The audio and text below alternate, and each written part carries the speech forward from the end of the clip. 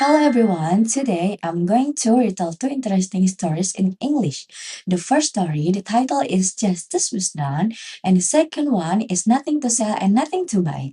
I hope you enjoy these stories and find them interesting. So let's begin with the first story. The first story is Justice Was Done. The word justice is usually associated with courts of law. We may say that justice has been done when man's innocence or guilt has been proved beyond doubt. Justice is part of the complex machinery of the law. Those who seek it undertake an arduous journey and can never be sure that they will find it. Judges, however, wise or eminent, are human and can make a mistake. There are rare instances when justice almost ceases to be an abstract conception. Reward or punishment are meted out quite independent of human interference. At such time, justice is like a living force. When we oppress like it serves him right, we are in part admitting that a certain set of circumstances has enabled justice to act of its own accord. When a thief was caught on the premises of large floor store one morning, the shop assistant must have found it impossible to resist the temptation and say it serves him right. The shop was an old-fashioned one with many large disuses, fireplace, and tall, narrow chimneys. Towards midday, a girl heard a muffled cry coming from behind one of the walls. As the cry was repeated several times, she ran to tell the manager who promptly rang up the fire brigades. The cry had certainly come from one of the chimneys, but as there were so many of them, the firemen could not be certain which one it was.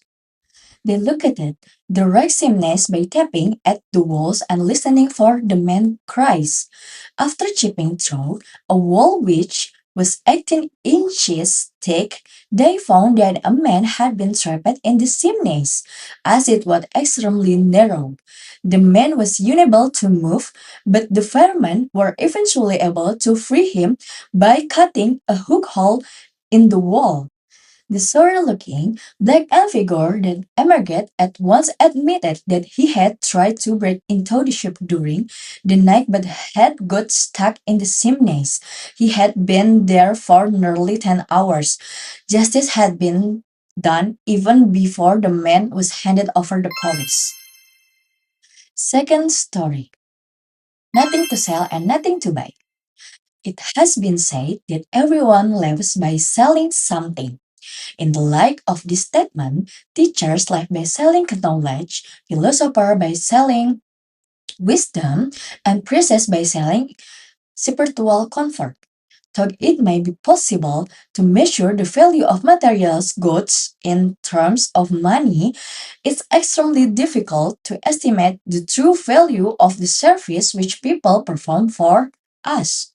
There are times when we would willingly give everything we possess to save our life, yet we might grudge paying a surgeon a high fee for offering us precisely the service. Conditions of society are such that skill have to be paid for the same way that goods are paid for at shop. Everyone has something to sell. Trump seemed to be the only exception to these general rules. Beggars almost sell themselves as human beings to arouse the pity of passerby. But real tramps are not beggars. They have nothing to sell and require nothing from others. In seeking independence, they do not sacrifice their human dignity. A tramp may ask you for money, but he will never ask you to feel sorry to him. He has deliberately chosen to lead the life he leads and is fully aware of the consequence. He may never be sure where the next meal is coming from, but he is free from the thousand of anxiety which affects other people. His few material possessions make it possible for him to move from place to place with ease.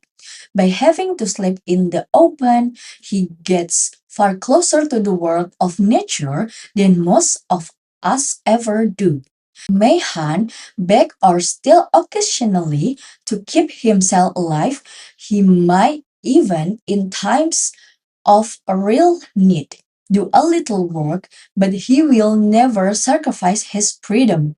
We often speak with concept for tramps and put them in the same class as beggars.